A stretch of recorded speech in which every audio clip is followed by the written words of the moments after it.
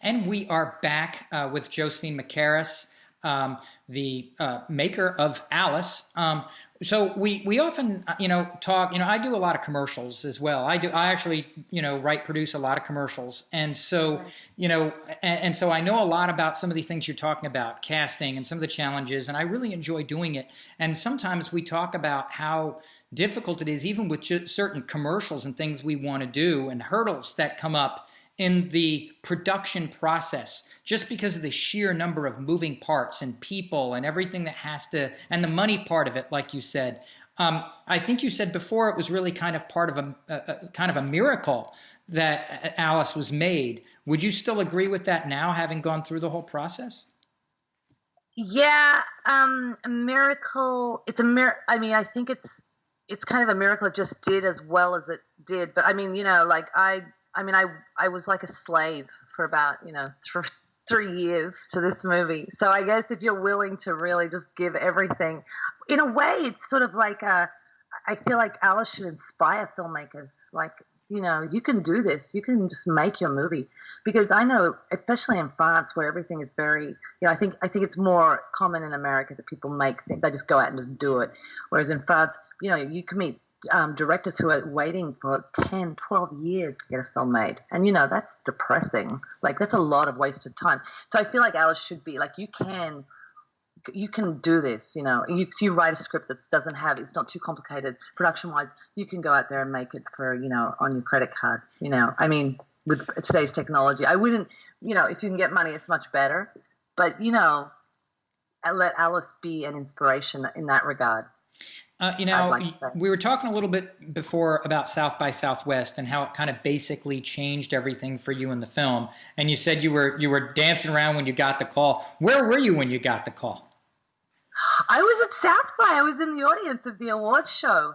Yeah, this was way back before we were all free human beings. Yeah, I was in the audience.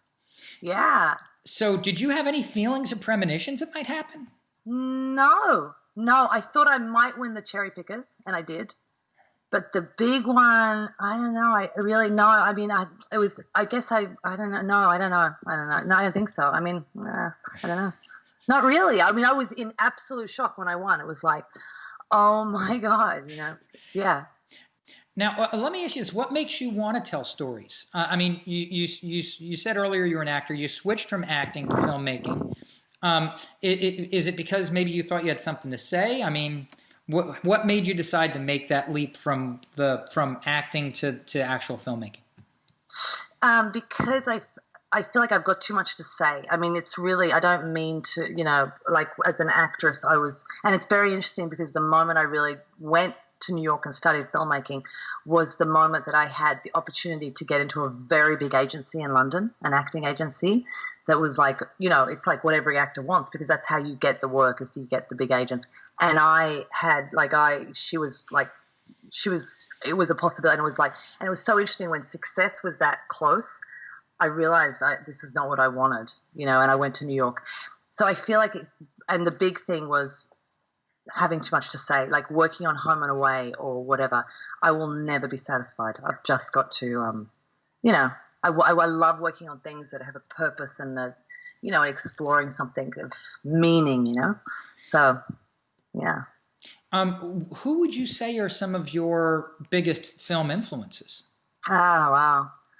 I really, I mean, in France, I love Maïwenn and Jacques Audiard, love. And I mean, but, Milos Forman, all his early stuff, I mean, that just makes me go crazy. Susan Bier, especially all her early stuff. It's interesting. The film where I knew I wanted to do this was actually Ratcatcher by Lynn Ramsey. It was so long ago.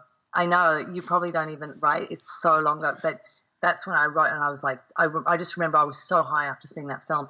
And it's interesting because it took me years to finally, and then Susan Bier's stuff came out, and it was like, oh my God, this is we just got everything in my whole being going. But, and then also, yeah, anyway, that's inspiration. But it took me years to get to the point where it's like, okay, I'm going to do this. And that's interesting. And I think that might have something to do with being a woman or something. I don't know, maybe. But I'm not sure. But it took me a long time to finally say, I'm going to do this. And there's one other that I love. Oh, I can't remember now. But they're my big, I love those. Yeah. There's a few more I'm blanking.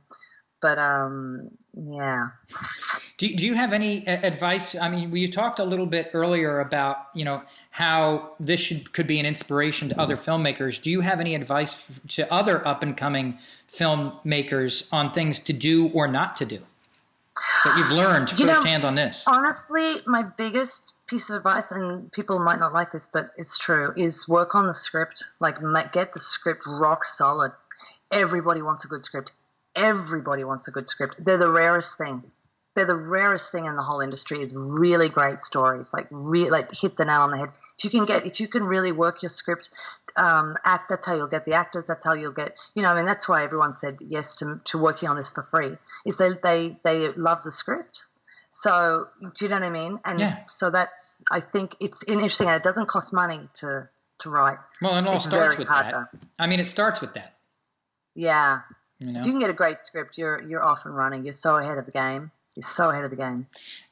So, now that you've got this buzz coming from this, do you think you may leap back to that other project you were talking about, or is that other project? You know what? Oh, that was on the table for so long. But it's interesting because when I wrote it, it's the lead character is about a transgendered boy to girl transition. When I wrote it, that was very radical. I remember even Danish Girl took years to get financing because no one wanted to finance a film about that subject. My film was better than Danish Girl, by the way. but it was really tough and it was very radical. And now I feel like it's gone to the other extreme. It's like that boat's gone, like that. So that ship has sailed. So what can we expect from you in the future? Have you got any other projects that you're working on now, or ideas or scripts you're working on? Yeah, lots of ideas and lots of, and lots of reading and and there's a few things in the works that have, they're not 100% concrete yet. So, but I mean, it's funny, the whole COVID thing has really slowed everything down, which has kind of been good because I did really need to recover actually from Alice. So it was kind of good to have time out. But yeah, it's hard to know what's going to be next. Which one's going to take off, first. Well, Josephine, I really appreciate you being with us on the show. I know that it was kind of hit and miss trying to put this thing together because you're down there. You're in Australia, yeah? Yeah. So the times change, time zone differences and all that other stuff. So, but we really appreciate you being on the show. Ladies and gentlemen, Josephine Mackeras with Alice. Thank you. Thank you for having me. Thanks for being on. Thank you.